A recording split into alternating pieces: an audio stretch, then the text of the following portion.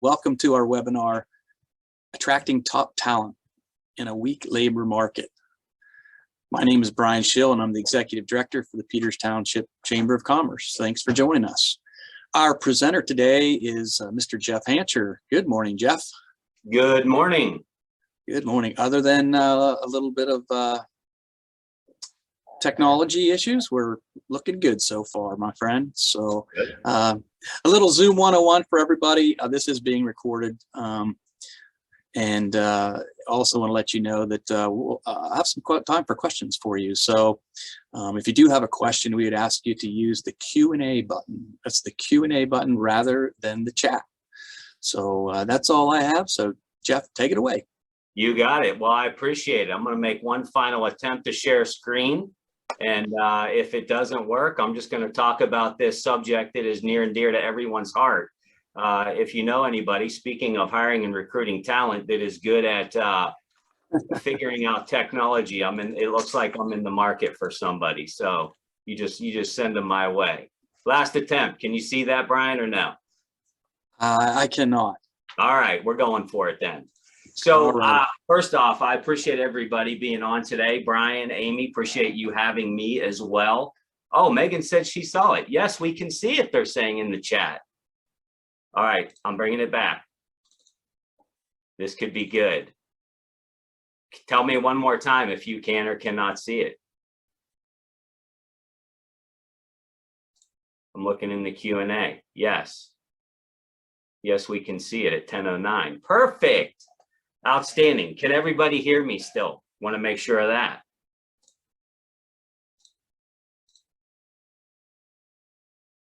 I see a yes. Brian, can you hear me? You betcha, sir. All right, we're rolling. And I assume you can see it then now, right? Is that correct, everybody?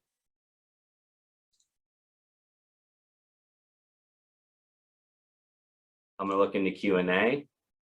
Yes, perfect. All right, we're going to go for it. So many of you have probably heard about this thing we're calling the Great Resignation. And this has hit 2021. Fortunately for my clients, we were able to get ahead of this in Q1. And we saw something that we haven't seen in several decades, which is this mass turnover of employees. As a matter of fact, the Bureau of Labor Statistics just came out with some reports, and in September alone, 4.4 million people quit their job in the United States. And we are seeing this at epidemic proportions. And this trend doesn't seem to be going away. This started in Q1 and has hit what I would call a climax here in Q4. We're anticipating December to be another high turnover month because of the holidays. So there's a lot that goes into why this Great Resignation is happening. And that's not what we're going to talk about today. Many of you that are on the call may be feeling this pain.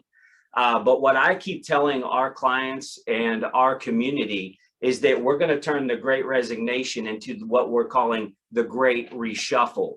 What this means is that people are going to land somewhere. This can't go on forever.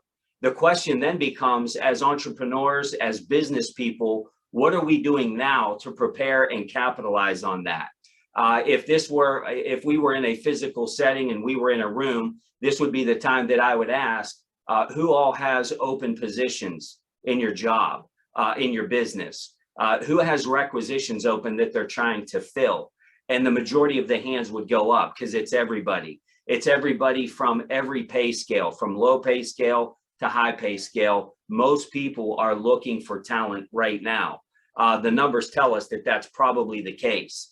And so what I'd like to do is kind of talk through today how we've been helping businesses and entrepreneurs and business people navigate this storm. Now, you can do everything perfectly, and this is the disheartening news. You can do absolutely everything perfectly and still have turnover in this climate. So the first thing you absolutely have to do is create employee engagement at the highest levels. This is getting into emotional intelligence, getting into people's what motivates them. Why would they stay? Is the culture the right way? But here's the news. If you're doing that at a perfect level, you're still going to lose employees. And so that's why I want to talk about how are we going to transition into this phase. Here's what I'm finding in this arena is that we are going back to old stale techniques of job requisition and bringing people on. We're still using Indeed. Some of us are still posting ads in the newspaper and on social media. Now, I'm not saying not to do those things, but here's what I will tell you. They're not working that well. Now, I know we have different businesses here today. We have, people that are leading all different types of pay scale. Not everything that I talk about today is going to apply to you directly, but everybody on this call is going to have their thoughts provoked, their systems provoked a little bit to find out what can they take out of this call to begin moving forward with. And so I want to move on to this, and I want us to start thinking. Now, if you think about, if you know anything about sports, and I'm not going to give a lot of sports analogies, but if you think about these three coaches, Steve Kerr, Chuck Noll, our beloved Chuck Noll, and then you got Phil there that won 10 championships. Here comes the question with that. Were these great coaches or did they have great players? And it might be a little bit of both. But here's an interesting fact, whether you follow basketball or not. Steve Kerr, who is sitting in that picture, standing in that picture with Steph Curry, that was a picture from the year that they broke the NBA record of most wins in a season. Here's another interesting fact. Steve Kerr missed about 60% of that season due to a back surgery, meaning he wasn't even in the arena. Here's what Steve Kerr did very well. He recruited and assembled a great team that could perform even when he wasn't there. And that is really what we are looking to do. And everybody on this call is looking to build great teams. I am certain of that. And so then comes the question of how are we going to do it in this marketplace, in this situation that we're all in. So today I'm going to talk to you about 4 areas of immediate impact. We're going to talk about, yes. Can I stop you just for a second? Yes, sir. All we're seeing is your folder. We haven't seen it open up. So your presentation, we have your screen, but it's just showing you like you need to click on the folder in your file folders. So we're not actually seeing. I'm not actually. Let's see here. Thank you, Brian. I would have just kept going, running right off the cliff. You probably see nothing now, correct? That's correct. Do you see the PowerPoint? There we go. There we go. All right. So thank you, Brian, very much. So we're going to talk about 4 areas of immediate impact. 1 is the recruiting and sourcing. 2 is the interview process. 3 is preparing the offer for a counteroffer, and then onboarding and expectations. So I want you, as I'm talking about these things, to think about your current process. Think about how you might be doing it, and think about maybe some of the areas that maybe you've become a little bit stagnant. And if there's time at the end, we can talk through some Q&A. So with that being said, I first want to talk about some recruiting pitfalls that I'm seeing right now. 2 things are happening at a bigger level than I've seen in a long time. And one is the desperation hiring. We have customer demands that are high, but we don't have a good labor pool. And so when people are applying to our requisitions, we're compromising. And so I want to talk about what are some of the things that we're seeing out there right now that we're seeing some recruiting pitfalls. A good way to know if you are falling into this trap is to look at your year 1 turnover. Year 1 turnover is a key performance indicator that everybody should be tracking. And if you're not doing that, I recommend that you begin. So what is year 1 turnover? Year 1 turnover is we have hired this person, we've put them through onboarding, we've put them through training, and they didn't even make it 12 months. That is year 1 turnover. If that is a problem in your company, you have one of 2 issues. You have a hiring issue, a hiring opportunity, or you have a training and development opportunity, or potentially both. So here's some things to think about. Does the quality of that? Yes. I'm sorry, one more time. So we see it, but if you want to start the slideshow, so it's just the slideshow. It's really into the basic, little thing at the bottom. If you look at the bottom there, start slideshow. Yep. If you could start it up. I think that's what you're going to, there you go. Oh, that. There you go. All right, man. Awesome. What would I do without you, Brian? Well, I'm not responsible for the first one. Megan and Greg actually helped out with the first one, so that's Well, good. I appreciate it. I see the chat room blowing up, but I can't see I'm just gonna keep going. You keep interrupting me, Brian. I appreciate it. It's helpful. So are we attracted to the same type of candidate over and over again? This is what we call the halo effect. And the halo effect is, I see this type of candidate and it's like a moth to the flame. They were in the same fraternity at Ohio State as me. They're a veteran of the armed services and they were in the branch that I was into. They come from the school of hard knocks and so did I. This is what we call the halo effect. And we keep gravitating towards the same person. This is a sign that you don't have a hiring process. There's something to be said about gut feeling, but the halo effect is something that can hold you back from hiring great candidates, and it will definitely hold you back from creating a diverse team. So do we know how to find and lock down top people? Think about the time that you spend on training and development or presentations to customers. Are we expert recruiters? Now, some of you at this point are saying, Jeff, we delegate that out. We outsource recruiting. And I would say that's fantastic. It's probably a good investment for you. But here's what I know about outside recruiting. They don't care about your job, filling the jobs as much as you do. So whether you have an outside recruiter or not, you've got to own the process to some level. So be thinking about that. So how do we find these winners? What are you looking for on a resume? And do you know what you don't want? We spend a lot of time thinking about what we do want, but have you taken time to think about what you don't want? Can you look at a resume and know pretty quickly if this person is going to make it to the screening or the first interview? People don't change much over time. So when you're looking at that resume and you see that they've had 3 jobs in the last 4 years, that should be a red flag to you. Now, there could be reasons, but I stand on the ground of I'm never going to know what those reasons are because I can't take the risk that that's going to happen to me. Another thing is you can't want it more than them. I see a lot of our clients that are basically begging people to come work for them. That's usually not a great first impression. The other thing that I hear some hiring managers say is, I know I can make them successful even though no one else has in the past. If you've ever said this about a candidate, you have allowed yourself to connect to them emotionally. And I think there is something to be said about likability and gravitating towards somebody. But if their past doesn't dictate that they can perform in the future, don't make them a science project. You don't have time for that, and it's not worth the risk. The past will predict the future. Is it a guarantee? No, but nothing in hiring is guaranteed. We just have to make the best decisions. I want to talk a minute about passive candidates. Now, this isn't going to apply to everybody. My wife owns a donut shop right there in Peters Township.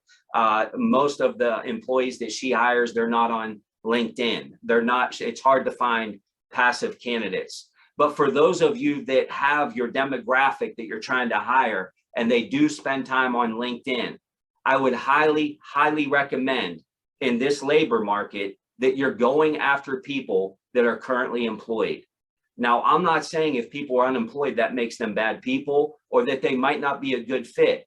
But what I will tell you is the best hires that I've ever made were currently performing at a high level at their current job. They were happy where they were, and they didn't really have it even on their radar to come work for me.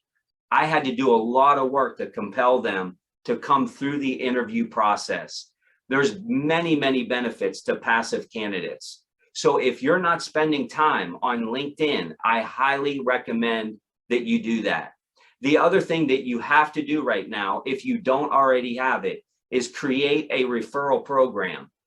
This is your existing employees that are basically wearing the hat of recruiter for you. And the benefit of referrals from existing employees is that the odds of them being a good culture fit are pretty good. Why is that? Well, they know how things work here at your company. They know you as the leader, and they're going to have a pretty good idea of, is this going to be a fit? I highly recommend incentive for referrals. Now, again, look at your demographic, look at your pay scale, all of that. But just asking employees for referrals typically doesn't get it done. There has to be some level of incentive, whether that's a day off, a gift card, whatever it might be.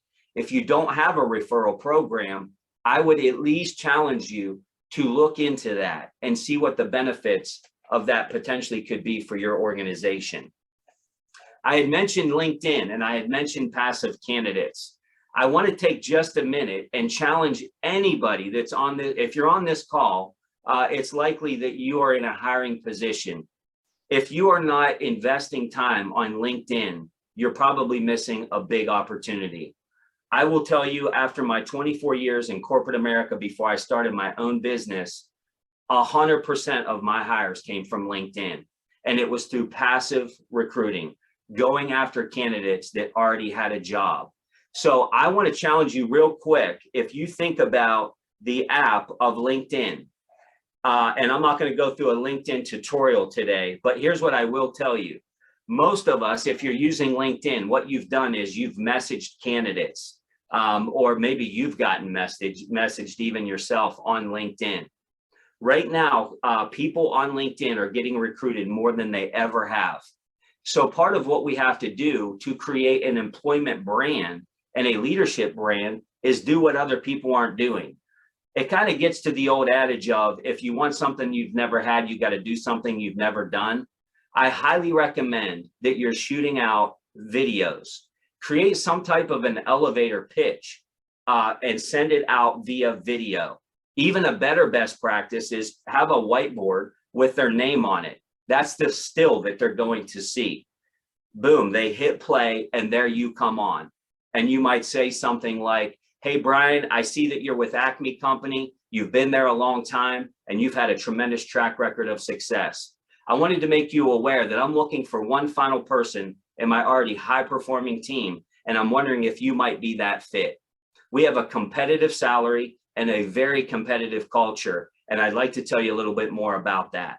Something to that nature, so that they're at least listening to what you have to say. Video is absolutely the way to message on LinkedIn. If you're not doing that, I would dedicate some time to looking through that. So moving on, I assume I'm okay because Brian hasn't told me I'm not and everything's running well. I want you to think about it. Now, for this example, I put it into as if we were hiring a salesperson because that was the world I lived in. And I speak to a lot of companies that are trying to hire salespeople. So I just want to ask you, regardless of who you're hiring, have you written down the outside hire assets that you want? Knowing what you're looking for is going to help narrow the field of candidates. I want somebody that's money motivated. I want somebody that asks me great questions in an interview. I want somebody that can demonstrate that they have closing skills. I want somebody that has a track record, not just telling me they're good at the job, but they have a track record of it. It could be years of experience. Whatever that might look like, I want to challenge you so that you don't get caught up in desperation hiring, that you or your team list out what are those hiring assets that are going to be non-negotiable for us. And this is just some examples of what that could look like. So moving on to the next one, the science project. The science project is the one we talked about earlier, where they're very likable. Now, look, for some of you, this may be worthwhile. For most companies, however, we are in a hire slow, fire fast. Now, there are some companies, typically lower pay scale, that you may be a hire fast, fire fast. But what you don't want is to ever compromise your culture. So these are some examples that I created for the sales organization that I was in. So these are examples. I wanted hunters. I wanted people that could go B2B. I wanted people that could go out and sign contracts. So these are people that I had hired in the past that didn't work out. So I began to create a list of things that typically don't work. Cell phone sales didn't work for me. Account managers, inside sales, people that didn't have to work off of quotas, people that liked salary more than they liked commission. These were the kind of people that just didn't work out.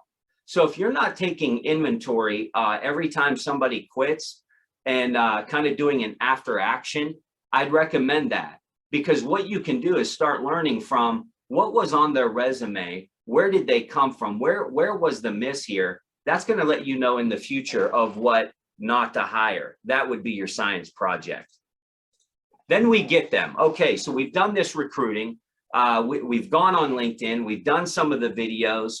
And now we are going into the hiring process. Here's some of the common flaws. Now, look, there's books written on flaws of interviews. But here's the ones that we're seeing most often whenever we go into businesses and we start to audit hiring processes. The first one, and the most important, is that there's no systematic hiring process.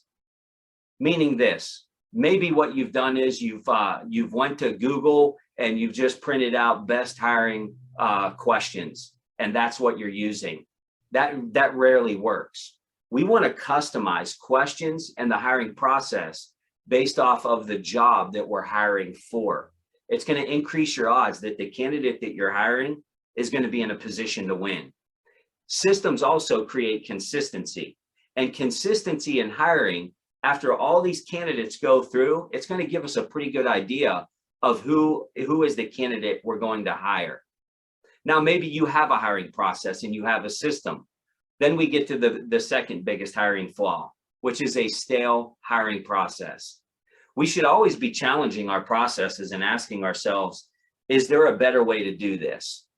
We've always done it that way. We know are the most dangerous words in business.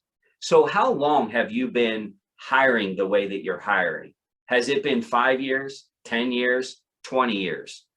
I would tell you at minimum, you should be auditing your hiring process frequently to find out, is there a better way? Some of that could be adding on assessments. Our team uses predictive indexing. We're big proponents of predictive indexing, and we help companies, promote that within so that they have a better odds of getting the right candidate. Maybe assessments aren't for you, but it would be something for you to look at in the hiring process to ask yourself, is our process stale? The other hiring flaw that we see is the pick of the litter syndrome, that I have also coined the cream of the crap syndrome. Here's what the pick of the litter syndrome is. This is where you post your rec, you have 5 candidates apply right away, and in your mind you're saying, none of these candidates are good, so I'm going to pick the one that sucks the least. We're seeing this a lot right now because of bullet point number 4, hiring in desperation. Hiring in desperation forces us to go to pick of the litter. None of these candidates are good, so I'm going to pick the one that is the best out of the worst, or the cream of the crap. Here's what I'll tell you. I know how tempting that is to do. And I know how challenging things are with labor right now. As a matter of fact, my daughter and I were at GetGo at 9:35 in Bridgeville last night. And the gentleman says to us, hey, we're closing in 2 minutes. And I thought to myself, it's 9:30 and it's a GetGo. The next word out of his mouth was, I'm sorry to rush you. We just don't have the staff to stay open. So believe me when I tell you, I understand that there are challenges and there's some level of desperation. But the one thing you never want to compromise is your customer experience and the culture of your company. So be careful of the pick of the litter and be careful of hiring in desperation. The next thing is a little bit of accountability for you, the hiring manager. Are you treating every interview as a target customer, as your biggest customer or your biggest prospect? How much time are we spending on that first interview? Are we just running candidates through like it's a cattle herd? Do we look the part? Is our recruiting binder flawlessly put together? This might be the time that you're saying, what's a recruiting binder? I would tell you, regardless of your pay scale, I would highly recommend you have a recruiting binder, whether that's electronic or a physical binder. At this point, with talent being so tight, there has to be a wow factor in the interview process. I don't care if you are hiring somebody to make donuts or you're hiring somebody to split atoms or anything in between. We owe it to our culture and the people to give them a wow factor. So if you don't have some level of a recruiting binder, I would take that as an action item. And by all means, you can email me and I'd be happy to talk through what that looks like. How much time are you or your hiring manager spending role playing? Are they comfortable with the interview questions? Do they know what kind of answers that they're looking for? We never want to just throw an interview guide at a hiring manager and they're just running through the process. And they leave that process saying, my gut's telling me this. If we're going to spend the time to create these great questions, are we also spending time with our managers role-playing interviews? Are we spending time with these managers, making sure they understand these are the types of answers that we're looking for, and here's why? Which begs the question of, are we asking the right questions at all? A lot of times, whenever I have companies that ask me to come in and audit this process, and I sit through an interview, a lot of times what I see is that hiring managers are what we call leading the candidate. They're leading the candidate with questions, and they're asking questions like, you're a hard worker, right? Or, are you a hard worker? Are you trustworthy? Are you willing to go the extra mile? These are all leading questions that usually result in, oh, listen, Brian, I'm the most trustworthy person on the planet. Absolutely, I'm a hard worker. I believe hard work's very valuable. That's not helping you get to the end of hiring a great candidate. It might make you feel good because you're saying things, they're saying the right things, but we're leading the candidate. So are we putting together world-class proposals? Are we giving great offers to candidates? And again, I would challenge, whether it is a low pay scale or high pay scale, I think this is essential to the labor market that we're in. How are you preparing an offer for somebody? And I'm not saying you have to send a singing telegram, but I would say at minimum that you're emailing them a world-class document, giving them an offer and letting them know that you want them on your team. So be thinking about, how are you doing that currently? And are you treating every interview as if it was your largest customer? Because this wow factor absolutely matters now more than it ever has. So when we talk about leading questions and what not to do, I want to give you some ideas and think about what to do. And how do we go about asking the right questions? There's a methodology of asking interview questions called the STAR method: situation or task leading to an action, specific action, and then the results or changes caused by the action. What I would want you to do as you're thinking about what questions are we going to ask is start the question with, tell me about a time when.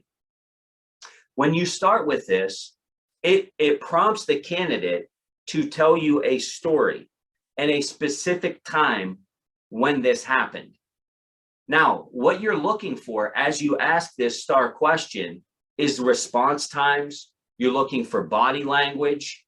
All of these things play into it. Look, we can be duped, especially those of you that are hiring outside salespeople.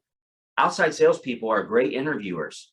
But if you don't go through this process, what you typically find in 60, 90 days, 6 months, is that you got painted rust. Boy, they looked good at first. They said all the right things. They were dressed so well. And then the next thing you know, they're not who you hired. This might be an opportunity for you if that's happening in your organization. Tell me about a time when you have a situation that best exemplifies your ability to work hard and do what it takes to get a job done. Then what we're looking for is them telling you a story of when that happened. And it just rattles off. You can't fake those kind of things. Look, can you make a story up? Sure. But typically people will know, and you will see the detail in the story that's going to make you feel like they've been there before. Otherwise, what you're going to get is the false start.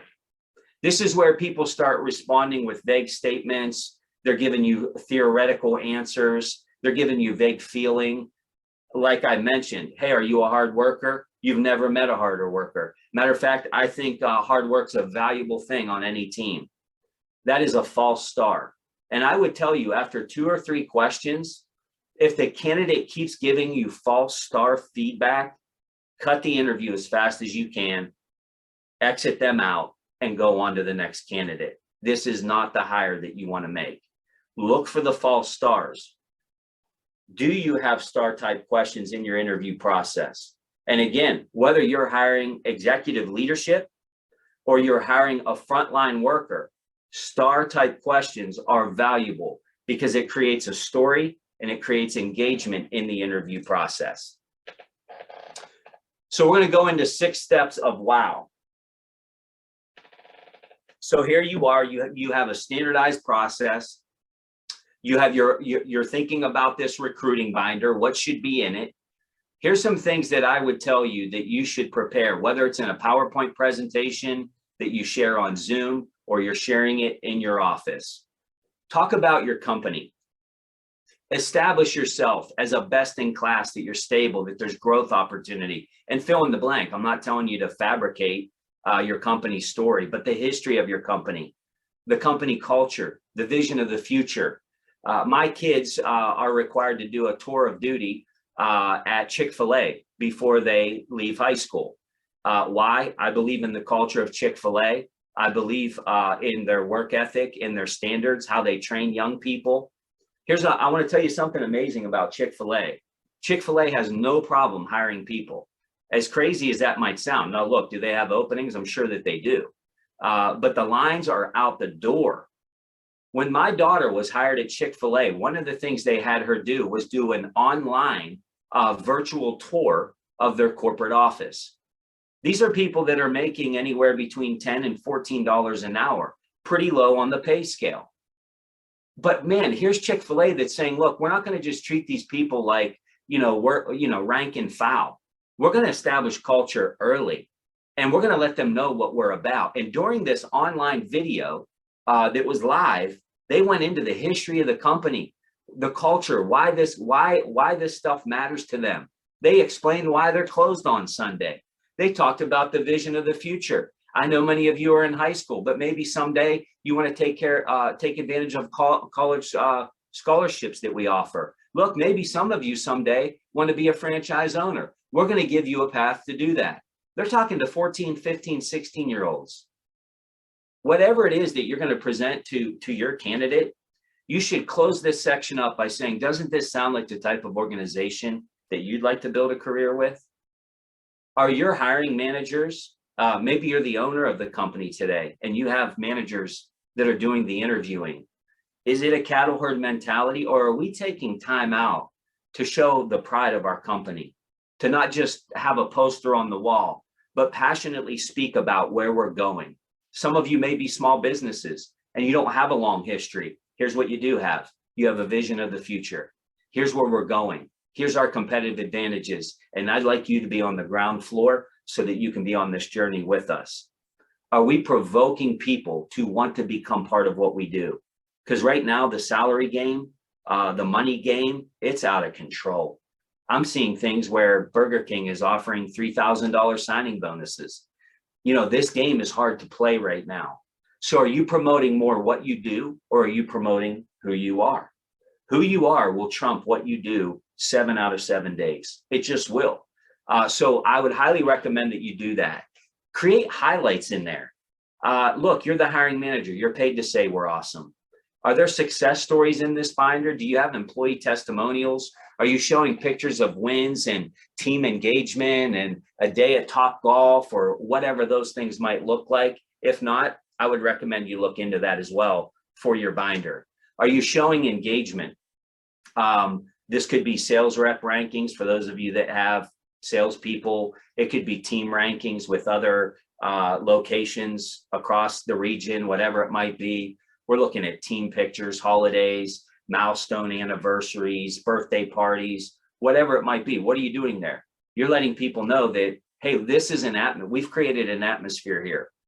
This isn't just, we're not just, pushing out widgets here.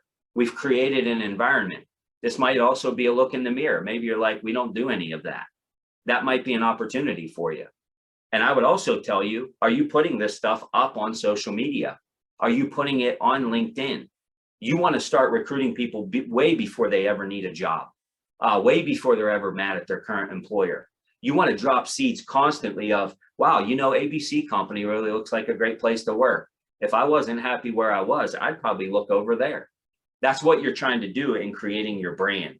And then lastly, any type of recognition that you offer employees or recognition of your company, safety awards that you might have won, man of the year if you're a business owner, whatever that might be. And then you close that out by saying, look, I'm not telling you that to be arrogant or haughty, but I want to let you know that we take a lot of pride in what we do, and the community at large has recognized our efforts. Why is that important? Well, we do want people to know, like, we're not like everybody else. We take a lot of pride in winning. And you can trial close that in that binder and in that section by saying, hey, do you like to be on winning teams? It's a leading question, right? Yeah, I do. Great. Doesn't this sound like a winning team? This is, again, we're representing who we are, not just what we do. Because if what we do is that, then you're fighting for every penny to get them on. Make sure people understand compensation. And I mean in great detail. Benefits, retirement, pay, how pay increases work, what annual performance reviews look like. If you ever have any QBRs or quarterly business reviews, what do those look like? How do those impact pay? How do you go about becoming promotable within the company? And you might be saying, Jeff, all that in the interview? Absolutely yes. Absolutely yes. Always remember in leading people, the best way to handle an objection is with a great presentation. We want to get ahead of objections. We want to get ahead of questions that they might have. We don't want them to leave the interview and have to fill in the gaps. And so don't oversell compensation, because that's a big problem. That will create year one turnover. Hey, especially those in sales. Hey, I think you can make, $300,000 this year, and they end up at 80,000 because you oversold it. So for those of you that are in incentive pay, make sure that the candidate understands what is it that they're going to have to do to get that. What does year one look like? Year one in any job is the toughest. And I tell candidates in an interview process, listen, you're going to work harder and make less money in year one than you ever will again. But I'm going to be here to help you get your feet under you, to get the training that you need, and help you get to your career goals. Is that fair? And make sure they understand it. Lastly, in the 6 steps to wow, sell you as the leader. And I will tell you this, if you currently don't have hiring managers as a part of the interview process, I would tell you it's a big missed opportunity. The people that they're going to be reporting to have to be a part of the interview process. Selling you as the leader is a huge differentiator. Establish yourself as a mentor. Now, again, plug it into your current environment. Maybe you have 55 direct reports and that's not reasonable. But if you can, establish yourself as not just the boss, but as a mentor. I'm committed to your success. Tell them a little bit about your resume, your awards, earning summary. What does that look like? Hey, listen, when I started here at ABC Company, I was at entry level like you're looking to be now, and I made between X and Y. I'm happy to report that because of the growth of our company, I've been able to get promoted 4 times. And now I'm seeing more earnings that are tied to things that matter to me personally. And I want to take you on that same path. Are we telling our story as a leader? And are we establishing ourselves as somebody that a candidate would want to hitch their wagon to? Many of you know this guy, Coach K from Duke. If you don't, here's his resume. Recruiting wasn't real hard for Coach K. And he created a culture that top recruits all over the country wanted to play for him. Well, why is that? Is it because Duke has an amazing campus? Is it because they have amazing catering services? Is it because of the great locker room that they have? I'm sure all those things are great. But doesn't every Division I competitive school have all those things too? Yeah, they do. They have all those other benefits. You know what all the other D1 schools don't have? This man. They don't have Coach K. Coach K is the differentiator in the recruiting program at Duke basketball. What does that look like for you? And you might say, Jeff, that comes off a little arrogant to me. Be tactful. Nobody likes arrogance. But I will tell you this, everybody can appreciate a little bit of swagger. Don't be arrogant. There's no room for that in your culture, and you surely don't want to hire that. But there should be a compelling reason that people say, you know what? I know that ABC company pays $5,000 less a year, but I just have this feeling that if I partner up with Brian, I have a feeling that Brian is going to give me something that's going to help me be the professional that I want to become. He has the track record. I'll tell you this, whether candidates know it or not, and it's a piece of advice for everybody, always get around people that have been where you want to go. Are you a leader right now that has been where people want to go? And are you letting them know that? Or are you the best kept secret? Great candidates are going to see value in getting around a leader that has been where they want to go. However you choose to highlight that, I would passionately talk about why this matters to you. Lastly, as we wrap up, I have just a few more slides. If you have the ability to do what I call field rides or job trials, I want to make this a high recommendation. Now, talk to HR, and I'm not here to disrupt your policies. But when I would hire people, I would 1099 them for one day in the interview process. I would 1099 them, and I would put them in the car with one of my top sales reps, and they would ride around all day long. I'd pay them $100 for the day for their time. And then at the end of that, I would get with them, and I would get with the sales rep that they were riding with, and I would go through a series of questions.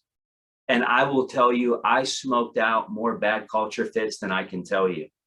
Here's why it's so valuable. It doesn't feel like an interview. They kind of start letting their guard down because the boss isn't around, the manager's not around. And so train your people, whether it's in sales or they're spending a day on the plant floor or they're spending a day behind the register, whatever that might look like, train the person that they're with that's already on your team of what that day should look like. And what are some types of questions they should be asking the candidate? And what are they looking for in that candidate? Was the candidate on TikTok all day? Was the candidate napping on the way to the next appointment? You know, what are the red flags and what are they looking for? I will tell you, this is a tremendous way to smoke out bad culture. There's no worse feeling than hiring somebody and within a few days of the hire, you realize you made a big mistake. We got to do hiring right. And so if this is something that you have the ability to do, it's something I would recommend that you look at. So then we get to the offer. They love us, we love them, we're getting to the offer. This has to be a very memorable event. We have to wow the candidate here. Present the candidate an offer package. This is the letter. We're telling them about all the benefits, car package, comp plan, a fact sheet on your company, whatever that looks like. It could be free lunch every shift you work, whatever that looks like. Maybe a letter from a senior leader. But this offer should have some level of a wow factor. Now, again, suit yourself. I got into a place before I left corporate that I had a real hard time with hiring. I also found that I started losing candidates at the offer stage because somebody had a little bit better of an offer. I didn't get the offer out fast enough. I wanted to create a wow factor in the offer. So I started buying e-cards. These e-cards, you can download a video to them and they can come with attachments. So they would open up this card and they would see me. And I would say, hey, Brian, thanks for sticking through this hiring process. I know you've been on 4 interviews. I'm glad you've stuck with it because we have no doubt in our mind at this point, you are the piece that's missing to our team. And I can't wait to lock arms with you and help you reach all of your professional goals. Listen, enclosed, you're going to find 3 sheets. Here's what they are. This was a wow factor. Here's why I stress this in this workshop today. When we get to the offer, we start getting too comfortable and we feel like it's in the bag. It's not in the bag. It's not in the bag until you have a butt in the seat, and you've got to keep pushing it. And quite frankly, the hard work really begins once you do have a butt in the seat, as many of you know. But make this offer a world-class experience. Now, you define world-class, depending on pay scale, depending on budget. Think about what that looks like. But here's what I'll tell you. If you're doing it like everybody else is doing it, there's no wow factor to it at all. Make it different and make it wow. Now let's talk about the counteroffer. This is most likely going to apply to the higher pay scale most often. So have any of you ever been in a position where you give the offer, the candidate is like, this is amazing, I can't wait to get started. I'm going to go to work on Monday and I'm going to tell my boss I quit. And everybody fist bumps and they're on their way. Yep, they went to work Monday. Yes, they did tell their boss that they quit. And what happened was the boss countered your offer and offered them a promotion and told them that they could have the bigger office down the hall. Next thing you know, you're getting a call from that candidate that you just spent countless hours and offers and everything else on, saying, hey, listen, Brian, I really appreciate this. I don't even know how to tell you this. I'm staying where I'm at. If that's ever happened to you, you know how sinking that feeling is. It's a sick feeling. So what do we do? Back to the best way to handle an objection is with a great presentation. Prepare them for that tough conversation. Hey, Brian, listen, I know that you've been with your current company 10 years. I know that you said that you like your current boss. But look, I want you to remember everything that we've talked about in this process. I want you to think about all the reasons why that you want to come over to our organization. But I got to tell you, you're going to have this conversation with your boss on Monday, and I got to believe that's going to be a tough conversation. How do you think they're going to respond whenever you tell them you're leaving? Oh gosh, Jeff, it's not going to go well. I got to believe that they're going to do everything that they can to keep me. They're probably even going to try to give me more money. And that's when you say, look, you're probably right, because if I were them, I would do the same thing. And when they do that, how's that going to make you feel? Now we're starting to communicate. What we're doing is we're getting the candidate mentally prepared for this tough conversation. This isn't an easy conversation for a lot of people. We want to get them mentally prepared to push through that resistance and ensure that they get to our company. So be thinking about, are your hiring managers preparing people to have that tough conversation? Or have you lost candidates? This is a way, there's no silver bullet, but it's a way to ensure that that doesn't happen. Lastly, and I know we're coming up against the hour, I want you to really think now about the first day. The first day, again, there should be some consideration to this. I highly recommend a gift to the house. Again, I get it, budgets, whatnot. Listen, if nothing else, send a handwritten card to the family, if it applies, not to the employee. Hey, Hampshire family, I just want to say how excited we are to have Joe as a part of the company. I know that he's going to spend some time here, and you guys have to give him up sometimes. And I just wanted to let you know that we're excited to have him, and we appreciate you loaning him out Monday through Friday from 8 to 4. And I can assure you we're going to take good care of him, whatever that looks like. We have to engage the significant other from day one. Establish a mentor for them. And this applies to everybody. If you don't have mentoring established in your organization, I think you're missing a big opportunity. This is great for day one. A lot of people, if they don't feel like onboarding is going well, they see it as a sign of things to come, and you have early turnover. Do you have a training template? Is there a calendar? Do they know what they're doing throughout their entire training? Training for you might be 3 days. For me, when I was bringing on salespeople, it was 13 weeks. And I handed them their training template and binder, so they knew every day for the next 13 weeks exactly what it was that they were going to be doing. What else do they need that would make it a flawless world-class day? Email setup, business cards. If they're sitting at a cube, what does that cube look like? I mean, I love to go over the top on first day. I'd have balloons. I'd have card that was written by everybody in the office. There'd be a little bit of a cake with welcome to the team written on it, a book that I loved that I thought could help them. showing them that I'm here to make deposits even as early as day one. Whatever that looks like, make day one world-class. It really sets the tone for the onboarding process. Last slide. It's all about winning. We got to win, and it's harder to win right now than it has been in a long time. This does help us exceed our business expectations. We got to stay fully staffed, as hard as that is. We have to have a goal of eliminating turnover and reducing turnover significantly. But in this market, it is nearly impossible. We can't win if we're not staffed with great people, and you surely cannot win if you're not staffed at all. And so I want to just challenge you to think about some of these points that we talked about today. Again, we're flying at 50,000 feet. There's a lot of granular discussion in this, but let this challenge you maybe to go back to your strategy and go back to your team and say, why do we do it this way? Should we look at a different way? Is there a better way? Hey, when's the last time that we did anything on LinkedIn? Do we have a presence on LinkedIn? When's the last time that I messaged somebody that had a job that might be a fit for us? Am I just relying on the recruiter? Are we making these kind of stale, stagnant hiring mistakes? So let this challenge you as we're in this tough season of retention and clearly of recruiting to think about what that looks like for you. So I hope that added value to you all today. Of course, me and my team are here to serve you in any way outside of this call. If we could ever do that, we would be happy to. And Brian and the rest, everybody that joined, appreciate you being on today. Well, thanks, Jeff. That was a wow. It really was. There was a lot of outstanding information. We do have a couple questions.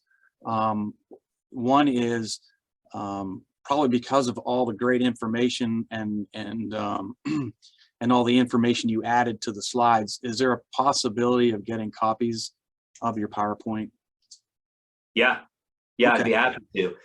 Here's what I would ask, Brian, if it's okay with you, is that whoever wants it, that they email me directly. That way I can kind of talk through what is the purpose of it. Clearly, I don't want it repurposed, but if they want to use it for training, by all means. So just email me directly. I'm easy to find. Awesome. Another question here. Do you have a source for a start on a referral program incentive structure? Yeah, that's a very good question. And I would tell you it's going to be relative to your business. There is not a one size fits all, but here's what I will tell you as a general principle. I like referral programs that are staggered. Staggered meaning you get incentive day one that they're hired, 6 months, 1 year, staggered. And I would have the incentive increase as the tenure of the referral increases as well. So that could look like if you give us a referral and we hire them, you get $100 on day one, $300 at 6 months, $500 after they make it a year. But don't let the money get in the way of a referral. I have a roller skating rink that I do consulting with, and they're basically giving their employees gift cards to the roller skating rink to buy skates, whatever it might be. Gift cards for companies, you run pretty good margins. And so if you give somebody a $50 gift card to your company, it might be costing you $25, $20. It's not about the amount as much as it is as taking up space in their mind. Now it's worth it. It's worth it to us. Look no further than the buy one, get one free. Everybody goes nuts for anything that's buy one, get one free, whether they need it or not, because they think they're getting a deal. And so we just got to make it a culture of we trust our people, and they're seeing more people than we could ever see. Now, the hiring process has to vet them out, but the odds of getting a good culture fit go through the roof higher whenever we have a referral program. Sounds great. Where in the hiring process is the recruiting binder introduced? I would introduce the recruiting binder, the hiring manager, wherever you inject the hiring manager into the process, that's when I would introduce the recruiting binder. Now, there should be some level of promotion, I'll call it, throughout the process. So if you have a screening process, and let's just say HR screens them out, your job pays $50,000 a year and they need 100, screened them out, right? I wouldn't do a ton of promoting in the screening. Now for us, whenever I was in the corporate world, we had a 5-interview process. Some of you may have a 1-interview process. So where it gets injected is going to be determined on the length of the process. But I would tell you, start injecting it early, but the hiring manager has to put the seal on this. So what I would tell you is everybody in the process should be promoting your company. And you need to start that early. But whenever the hiring manager comes involved, that's when they got to take ownership of selling themselves as the manager. Now, you may have 4 different managers that are a part of the hiring process. And you say, look, we have this binder, it's tabbed out. Joe, you're going to take the first 3 tabs in the first interview. Sally, you're going to take the second 2 tabs. And then I'm going to take the last 3 tabs. Whatever that looks like, I would tell you, you need it. Now, you might say, Jeff, look, for the type of people we're hiring, that's overkill. Okay, it might be overkill. Make your recruiting binder then a 1-page, high gloss, bullet point, couple pictures, whatever it might be. But the message is you got to tell a story, because what you do is not ever going to be nearly as attractive as who you are. And so show and tell matters. Stories matter. Stories stick. Tell them a story, not just what's our pay, when do we get out of here on Friday, and do we get Christmas off? Like, those are important, right? But in today's market, it's just not enough. Excellent. Please share your email address. That's an easy one. You'll never forget it. It's jeff@jeffhancher.com. Hancher, it's like Jolly Rancher, but it's with an H.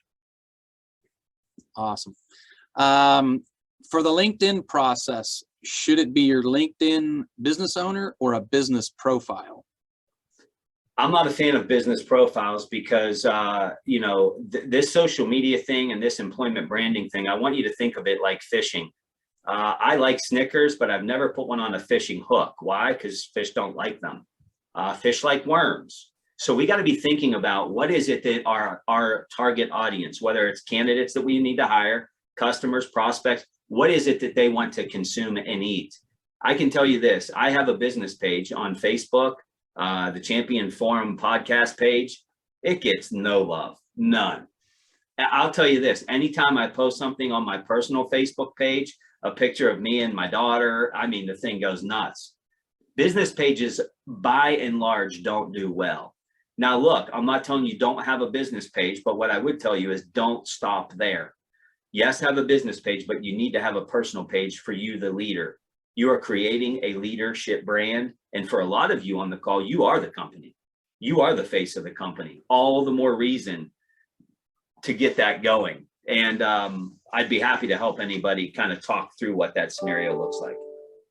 Awesome. Just a couple things that really stood out because there were so many. It was incredible, but a couple things that I had, you know, right at the beginning was the employee engagement. I thought that was good.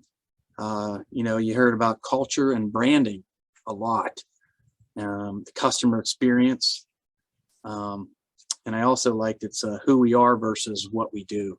So there's just a few takeaways that I really liked. So, well, thank you very much. I appreciate it. Any closing comments? Well, I should have asked you for permission to do this before, but I don't think it's too far out of bounds. If you're on this call or you're watching the repeat and you found value in this, I would challenge you to, if you say, look, we need help with this, and you want a 30-minute consultation, I'm willing to do a drawing. Here's how you enter. Post something on your social media, preferably LinkedIn, back to creating your brand, and say, just got off a talk with @JeffHancher about these 5 things, and I thought it was very impactful. Whatever. I'll give it 24 hours. Post it up. I'll do a drawing. I'll shoot Brian the email of you know, whose name is drawn. We'll get on a Zoom call, or I'll come to your office and we'll go 30 minutes to an hour talking about how it's being done now and any advice that I have to get you going along the way, whether that's interview guides or you can just fire questions at me for an hour if you'd like, and I'll help you any way that I can, if that's permissible to you, Brian. Oh, absolutely. Absolutely.